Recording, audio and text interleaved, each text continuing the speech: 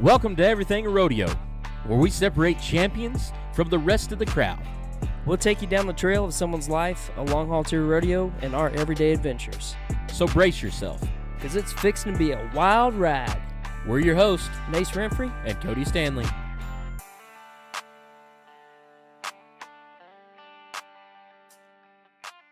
Well, ladies and gentlemen, welcome back to another episode of the Everything Rodeo podcast. We're here live at the Ag Gear booth. This is day 4 at the Convention Center in Las Vegas, Nevada. Is it day 4 or day 44? Feels like 44. It does. Gosh, man. We got with us Tyler Kijac. A lot of people know him from the Ultimate Cowboy. Some people might not realize that he was the guy that brought all the stock for Twisters. Yes. The movie Twisters. Yeah, welcome to the show. Yeah. He's also a semi-professional golfer. Are you really? Semi-professional golfer and amateur tattoo artist. Okay. Really? No. He is a semi-professional golfer, though. Really? We had fun. We did. Yeah, Oh, we did went. you guys go play? Yeah, we went golfing. In a windstorm. Yeah, Oh. dude, I'm not joking. If you had cowboy hat on, it was gonna. If you were driving into the wind on a par 3, you would use your driver. Really? Yeah. And like as hard as you could swing. Have you ever played golf in Colorado? I have not. Dude, the altitude is insane. You have to club down. Like we played, where was that? It was like Eagle, Colorado. You can just crush yeah. it. Oh, well, that's what I'm saying. You got to club down because typically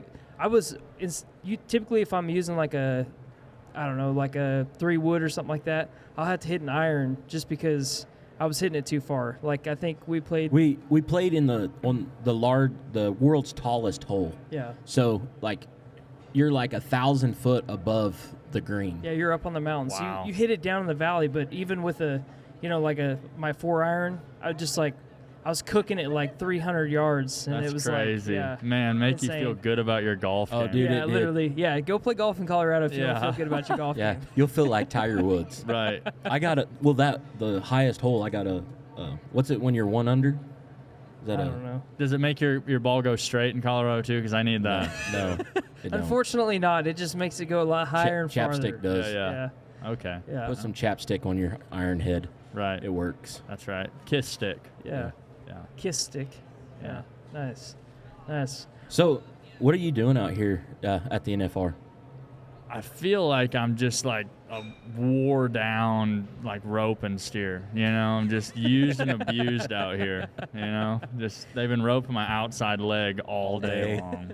Got rope burns on it. But it's not actually rope burns. It's just my new Justin boots wearing my shins out. It's just the worst.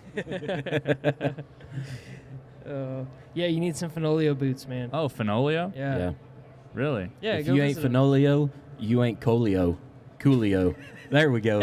If you ain't Fenolio, you ain't Coolio. Also rhymes with Pinocchio. Yeah, Pinocchio. But then that's- that means you're a liar. That's actually how I remembered, because I cannot remember the name to save my life. And then I'm like, oh, Pinocchio.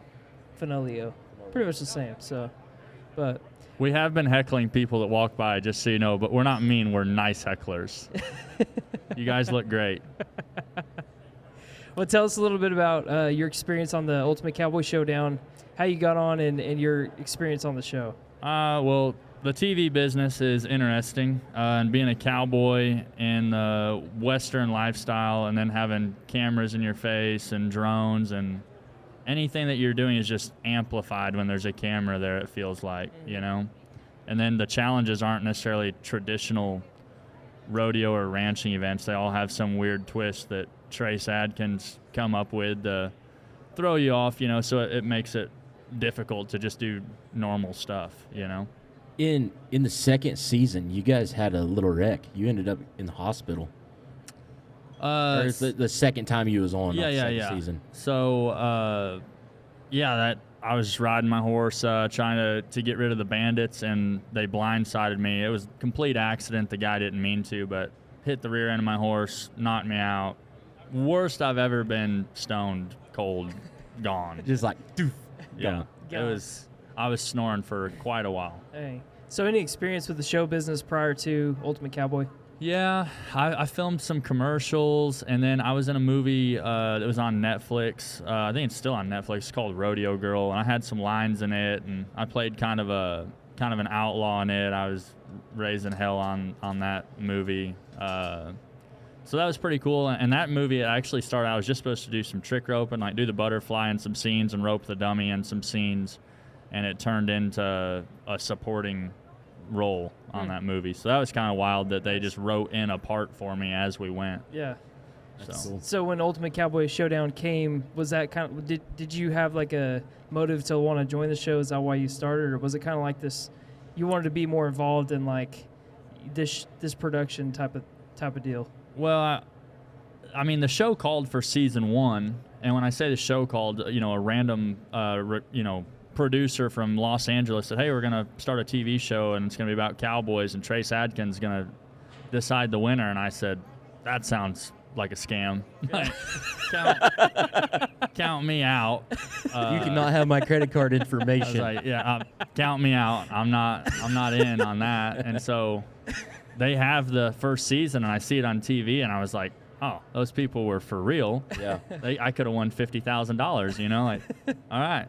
So when they went to recruiting for the second season, they had a big application process, and I guess they just remember me saying no from season 1, and so I went on for season 2 and was a finalist, and then I loved it. The doors opened up. We own a rodeo company, and so what an advantage to be on TV and be able to promote your rodeo company. Mm-hmm. Yeah. So then the rodeo company was growing, and the TV deal just kept rolling, and I mean, one thing led to another. I mean, who'd have thought that the Ultimate Cowboy Showdown would have led to filming Twisters, and Right. our schedule with our rodeo company as big as it is, Yeah.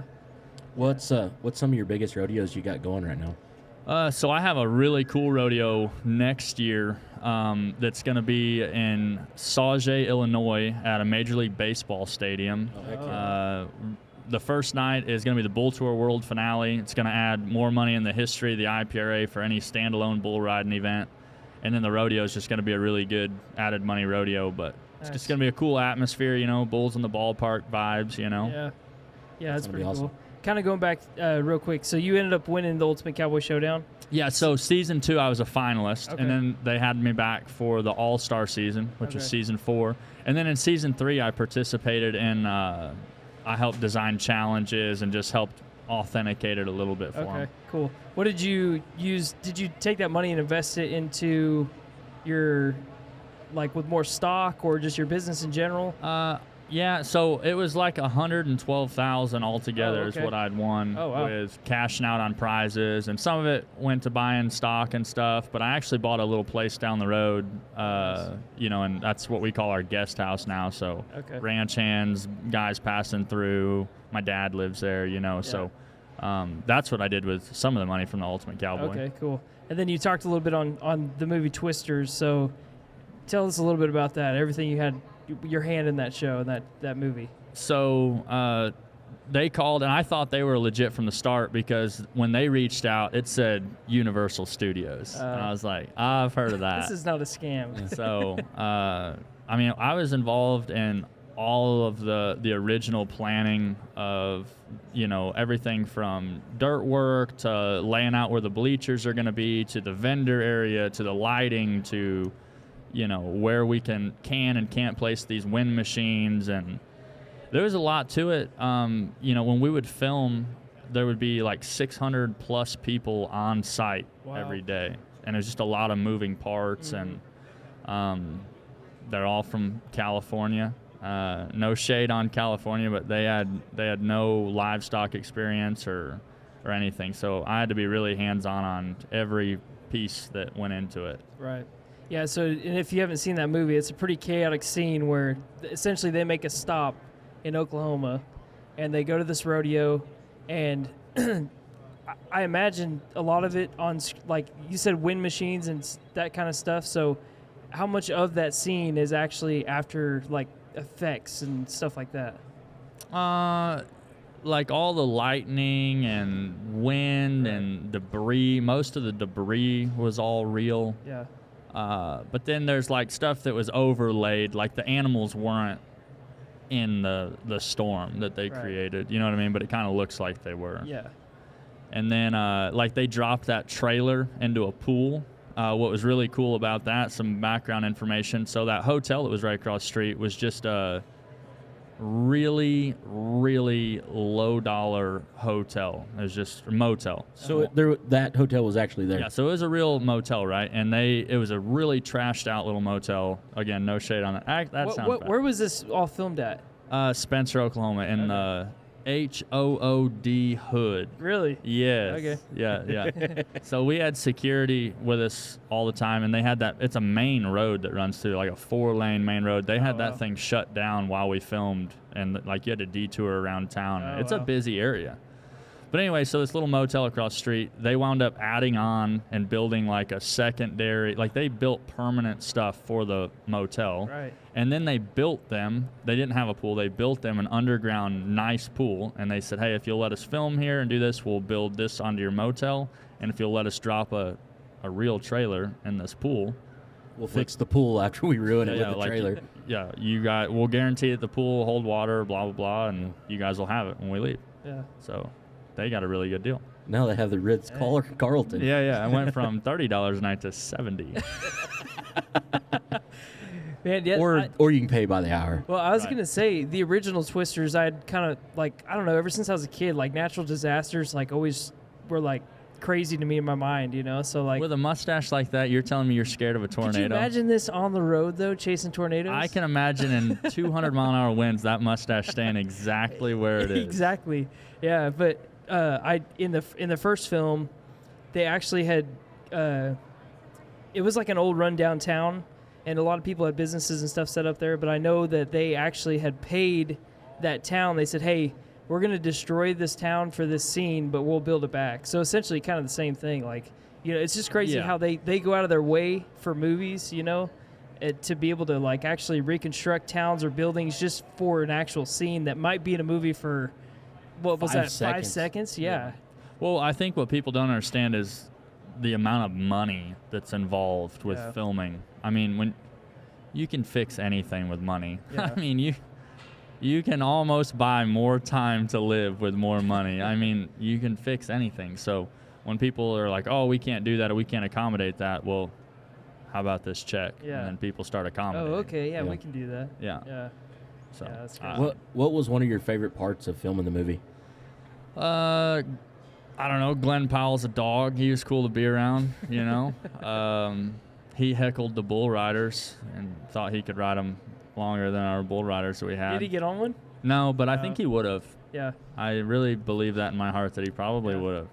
So Nice. Maybe we should do like a charity event with Glenn Powell and That'd be have cool. Glenn come ride a bull. Tag Glenn Powell on this. Yeah. At Glenn Powell. Yeah. Bull rider. We'll see. We'll see if he comes out.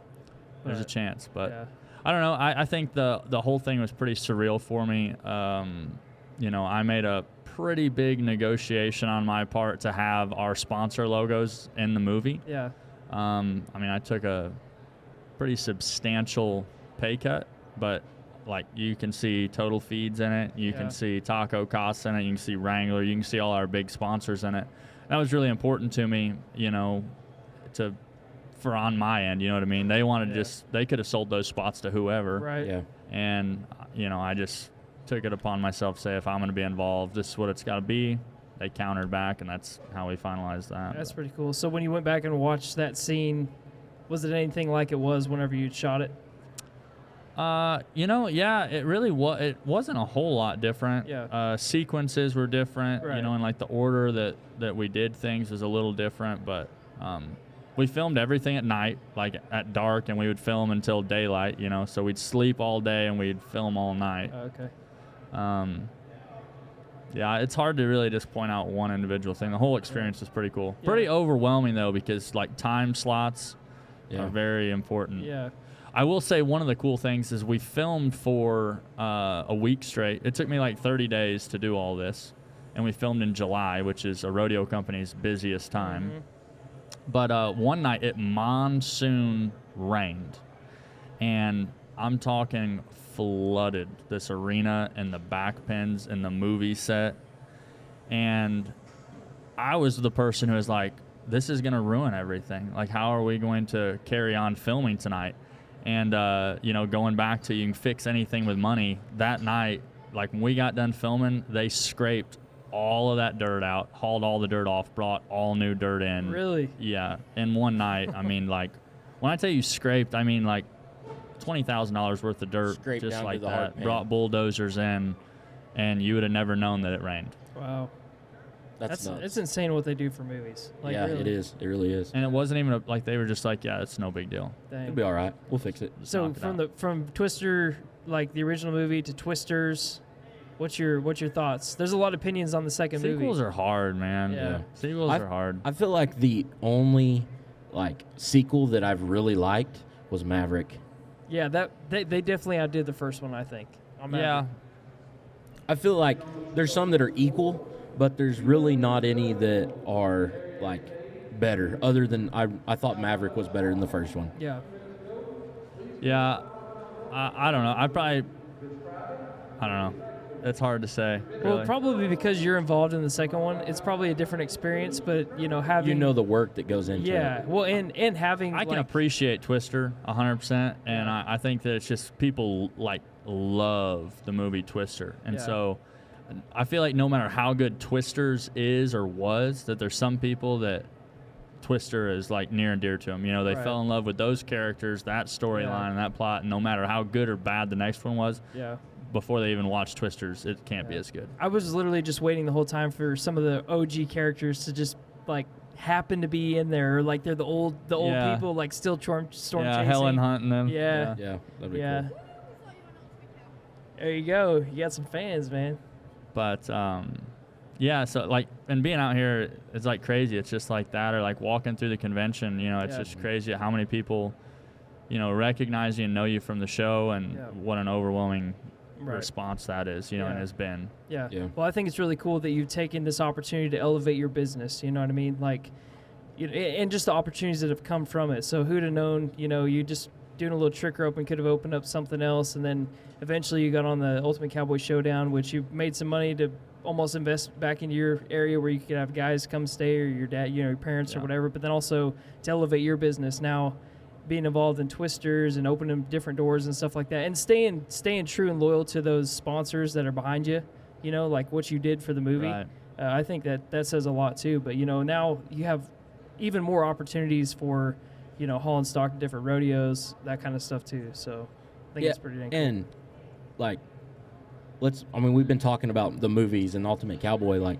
He's a stock contractor. He's won stock contractor of the year 2 or 3 times. 3 times. 3 times in the IPRA and ACRA. Twice in the ACRA and once in the Mid-States Rodeo Association. Yeah. Yeah. So it's not like you're just some run by the mill stock contractor. You got really good stock. You got stock that everybody wants to go on. You've had multiple rodeos win Rodeo of the Year. So it's not just that you're the ultimate cowboy. You have really good stock and have a good stock. Yeah. Well, I appreciate that. Yeah, it makes me feel better about it, because I feel weird in this it's this awkward space of am I an influencer? Am I a celebrity? Am I a rodeo stock contract? I just want to really be me and utilize the the stuff that I've done to grow the rodeo company, and make it sustainable. Yeah, and really all the stuff with the movies and stuff you really did just to build your rodeo. Correct, 100%. Well, and you've been you. I think that's what's cool. Those opportunities have just come with you just being yourself too. So Right. I think that's really cool. So how old are you? I'm 30. 30. Okay. I think you could still swing as a 25-year-old. Yeah. So I think it's pretty cool though. At 30 years old, being able to have the opportunities that you had and stuff. That's pretty dang cool. So did the stock contracting and stuff? Is this your own deal, or was this a generational thing, or? Yeah, so I'm kind of first generation. I wouldn't say first generation cowboy. My dad roped. Yeah. But yeah, I started the rodeo company in 2017 out of sheer necessity. Yeah, just trying to feed my family, trying to figure out, this is what I love to do. How can I feed my family and make a living doing something I love to do? And I was always doing the first couple of years, I was always doing other stuff on the side, riding horses for people or trading cattle or doing this or that. And I just was like, man, how can I how can I grow in this field? And I just said, I'm going to stop doing everything else that isn't rodeo company and make that pay the bills. And that was scary at first. You turn away all your horse clients and you're like, I'm going to live off this little bit of money of the rodeo company. And then, luckily it blossomed and grew. Yeah. What was the best bull or horse that you got that kind of turned your program around? I would say, so when we were buying our place, again, didn't have a lot of money when we started. I had a bull, 753. His name was Roid Rage. He was a son of Asteroid, and he was way too good for my IPRA rodeos. And like I said, I was needing some money to put down on my first place, and so I was like, well, I'm going to sell this bull. I sold him to Jack Simmons, Big Rafter Rodeo. And I remember, like, in the negotiation process with Jack, he was like, Tyler, it's a good bull, but I don't think he's like NFR good. I don't think he's that good. He's just a bull, Yeah. And we went back and forth on it, and finally I said, well, I tell you what, I'll sell him to you for what you're offering, but when he goes to NFR, I want half of the out money. And so he said, deal. So he takes that bull to the first event, which was Denver, Colorado, PRCA Rodeo, highest marked bull at Denver, takes him to Greensburg, North Carolina, Built Ford Tough event, PBR short rounder, highest marked bull at the Built Ford Toughs, goes to the NFR that year, second highest marked bull, quarter point behind Bruiser. Then Stetson Wright rides him for 95 that year. Yeah. That bull really got people talking. Was like, hey, this guy's got, better bulls than what. Knowing Jack, he probably tried to like get out of that paying you. He's not going to not pay you, but I guarantee you he's like, well, did we really agree on that? Yeah. Yeah. Well, that's how it went. I would say that's the best bull. I've had some other bulls go on. Like, I've got a bull that's on tour right now. They call him Buster. Justin Cornwell's hauling him. He's bucked off Caden Bunch a few times. And then, like, horse-wise, we've got a big gray horse, Big Country. He's won bucking horse of the year, bucking horse of the finals, highest marked horse of the finals. And we didn't raise him. He come from the Tukes in Montana, but he's just a young, big, pretty gelding. And How did you start? Just buying random stock without having? I mean, I'm sure you had a little bit of knowledge of it. I had as much knowledge as most bull riders, and that's just not a whole lot, I guess. I really started when I was a kid. I worked for a guy named Jim Fusey on Wagon Wheel Rodeo, and he got killed in a tragic car accident. But his rodeo company was really impressive. They did a really good job. He really cared about his horses. I learned a lot, like all my production stuff, as that was like the original who I learned from, and then just kind of built on it and kept rolling from there. So you had some good connections with bulls and stuff like that. Yeah, well, and then like when I started my rodeo, my actual where I was putting them on, I didn't have any bulls, didn't have any horses, didn't have any steers, calves, nothing. And today we own all of our steers, all of our calves, like we're way hands-on, But then first rodeos, there was this guy in Bristow. It was the Van Orsdal Ranch, and he just kind of bought crossbred cows and bulls at the sale barns and turned them out. And then he had a connection with the Pages, and so they had some Rock and P branded cows turned out, and they might get bred to a Charolais bull or a Longhorn Bramer cross bull. And anyway, when I was telling him about putting on this rodeo, he was like, hey, you come out here, anything that you can gather. They had a great big place. Anything that you can gather and catch into these pens, you can take and you can buck and rodeo with. So I remember going out there and gathering them things that first time, and there was all kinds of crazy stuff coming from that pen. I mean, stuff that he didn't even know he had. I ain't seen that bull ever. I don't even know if that bull's mine, So anyway, we took them bulls on, and there was a bull in there that was really good. Went on to the PBR. His name was Big Bad John, and I'm pretty certain he was a Longhorn Beef Bull cross. Really? Yeah. But that's how it started. I just would go over there and gather anything that was wild, had big horns or humps over there, and we just bucked them. And then one thing led to another, and I started raising them and acquiring them myself. So do you do a lot of the futurity type stuff too? I just don't have time for the futurities. The thought of it really intrigues me, and I've gone to a couple years ago, and we did all right. But what I've started doing with our program is when we dummy buck them, the very best bulls with a dummy we sell. Yeah. The worst ones we kill, and the Bs, whenever we buck them, we classify them in 3 categories, A, B, and C. The A's we sell to futurity guys. The C's, we usually cut their nuts and feed them, and the B's we rodeo with. Oh, I gotcha. Gotcha. Yeah. So. What, my mind just went blank. Say something. Do you have any questions for us? Yeah, I do. It's the beards that get me, and the mustache. Like, this is going on 3 weeks, man. Really? 3 weeks. Seriously? That's about me on the beard side, but Yeah, the mustache probably. Close to mustache it. has been 3 years in the making, so it's not growing any longer, but just I don't Fuller. know, just a little fuller. It's good body. So, yeah. Yeah. The I've beard. had this beard since I was 13. I can't do it. Yeah. I just can't. I would. I shaved it off during COVID when I had COVID because I'd been stuck in the house. That's a And- reason to shave your beard. Well, it was like the 5th day, and I'd been stuck in the house. I was on oxygen and stuff. And I shaved it off for some reason. And I said, oh, no. And my wife heard me say, oh, no. She said, what did you do? So I walk out, and she said, do not ever do that again. So I'm like, okay, yes, ma'am, I won't do that again. Your wife is a beard lover. She likes the beard. She don't At like my least baby on, face. At least on him, yeah. Yeah. I look like I'm 12 without a beard. I'll have to show you the picture. It's pretty disturbing. It really is. Yeah. I look totally different. Yeah. That's what makes me want to grow. Because I feel like I would just look like a, just, ooh, man. Well, try it. I'm trying right now. It's just pretty good effort. We need to get you a sponsor by there's all them beard companies now. No, Beard growth because company. they would be like, it didn't Growth. work on him. Like, I'd get him in all kinds of lawsuits.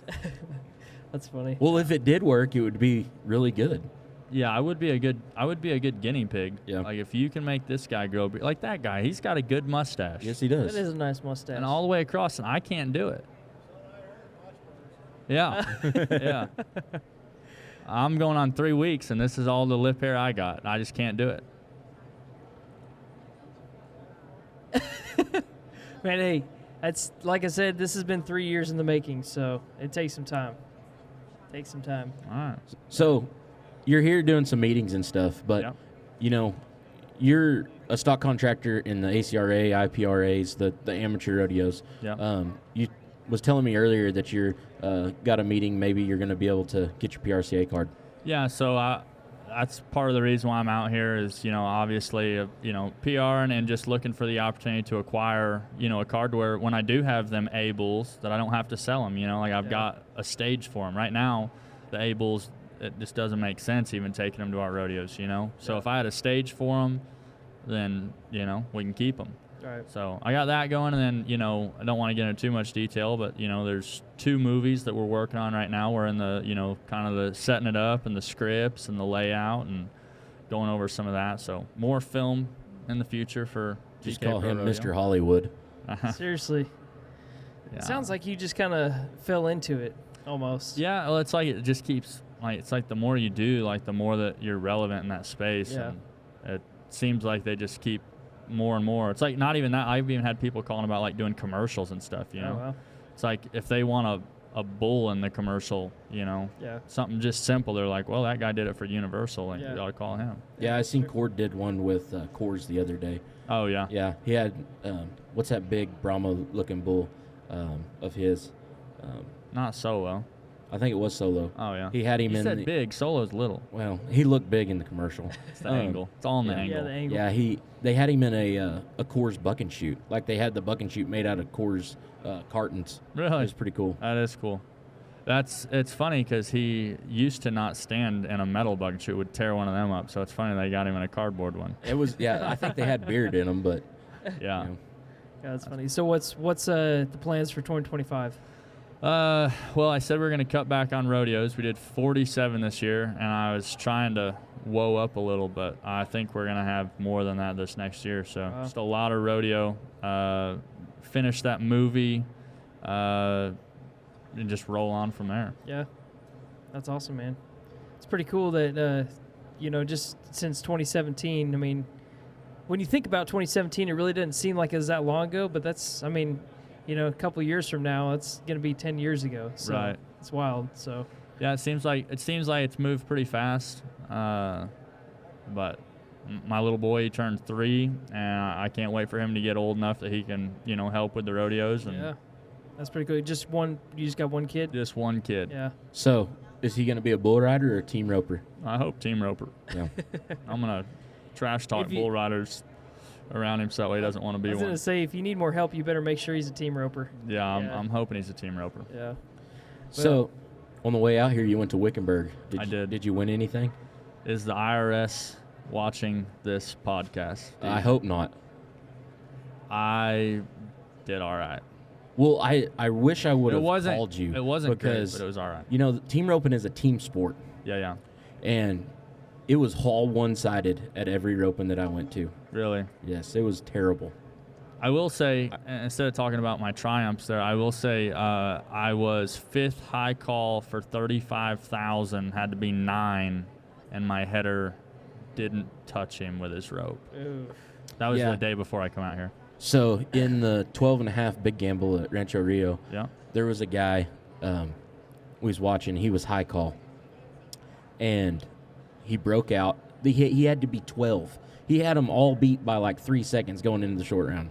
They had to be 12 to win it. Were you there? Yeah. Yeah. He broke out and then didn't touch him, and I wanted to puke for him. Yeah. I'm like, dude, that. What are you doing? Yes. So much pressure in the short round. Yeah. Especially high call. I tried to cut my pinky off on my left hand. Actually, like the second day I was out there, we were in the 12.5 somewhere, roped the steer kind of in the corner, like up high, like around his guts, and it just pulls the rope out of my right hand. So then I just got it in my coils, and that coil just shrinks over yeah. my left hand. And I was like, it was like third round, so I was, I was willing to lose all 4 fingers. Did you get it cut off? No, I wasn't even near my horn. It just the Oh. coil shrunk and You had to give it back to him. it melted down to my bone, but. That's a cute little Band-Aid you got on there. Yeah, I know. I've been Yeah. telling people I almost cut it off. It really isn't that bad, but I did alright. see a guy that almost cut off his whole hand. really. It was literally, I could see his bones in the palm of his hand. Was it his coil hand? Yes. Oh. See, that's dangerous, but see, I got my thumb. Yeah. I do. I have my thumb too. My thumb was in no danger. When stuff got weird, I just put my hand up like Yeah. this. I was like, Just- get that out of there. Yeah. Every time anything goes bad, I just like do this. Just throw it to him. If I would, and I thought about it like right after it happened, I was like, man, if I was thinking right, I would have just taken my coils and just draped them over my saddle horn. But Yeah. it just happened so fast. Dude, them steers were so strong. They was the strongest I've ever roped out there this time of year. Yeah. Most of the time, Vegas week, they've been roped a couple months before Vegas week starts, so they're kind of starting Dude, to slow they had down. these set back or something. Yes. Like these were little like bitty horns. These were like big 800-pound steers that were like fresh. Oh, we was roping like freshies when I was there. I roped some of them at Rancho. Yeah. I roped some of them that were real little, and they were fun, real bouncy. Mhm. But no, I ran some that were like big-bodied and fresh. Yeah. Yeah. Had the M brand on them a bit. Yeah, and then they had a heel barrier up that was literally the same as the head barrier. The Yeah. heelers broke out as much as the header. So like wow. you guys were leaving at the same time. Yeah. So- where was that at? Downtown. Downtown. And then like I literally was whipping my heel horse going down the arena. Like I was starting with a little bitty rope so that way I could whip her because we were so far behind every time.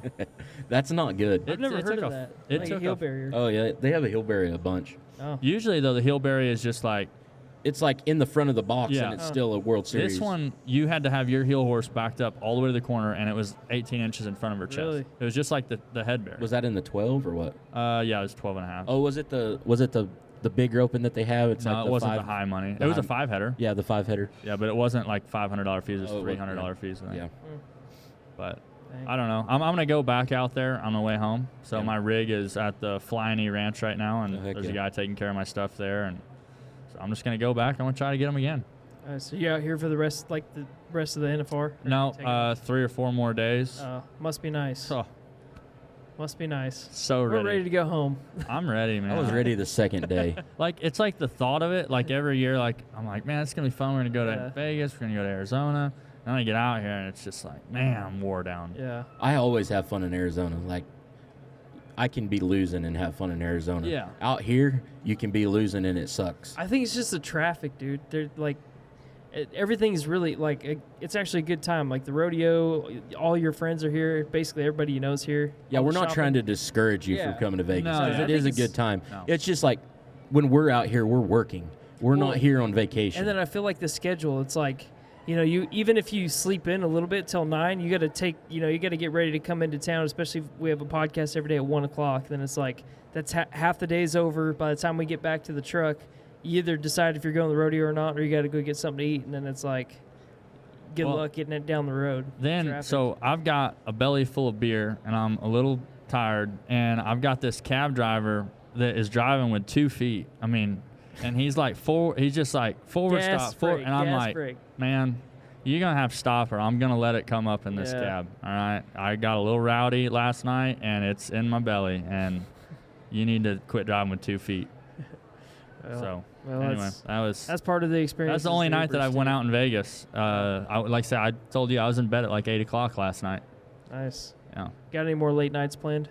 No late nights planned. I don't ever plan late nights. It always happens. Just A guy like this or you guys will be like, hey, we're going to the Westgate.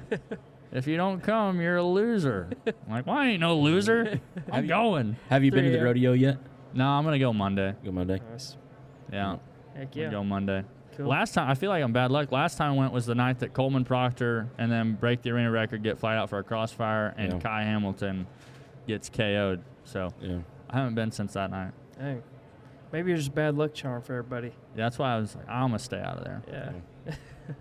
Well, we appreciate you taking a little bit of time to join us, and hopefully everything goes good for you out here. Yes, sir. Thanks for having me. Yeah, so the way we end our show is we have our guests tell us the first song that comes to their mind, and then we sing together. All right. I sleep like a baby. Zach Top. Okay. We need to get him on the podcast. Yeah. Zach, if you're listening. Zach Top. We got some cool guys coming on the rest of the week. Yeah, we do. All right, you ready? Yeah. Cover of Zach Tops by Tyler Kijac. Well, it's been some time. Oh, we're really singing it. Yeah. Yes, sir. You still look like an angel. I heard you're doing fine. Got promoted back in April. And you met someone. Your dad says he's okay. Well, I've never been better. Things are going my way. Come in here. I sleep like a baby. Come on, Graylin. I never show up late for work. I don't drink whiskey.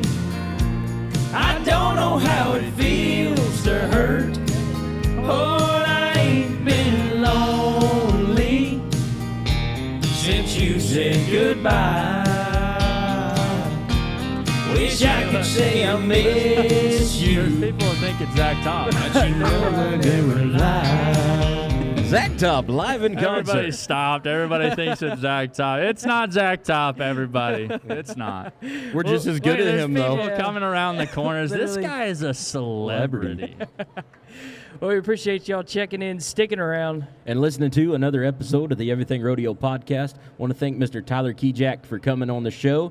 If you haven't watched Twisters or The Ultimate Cowboy, check it out.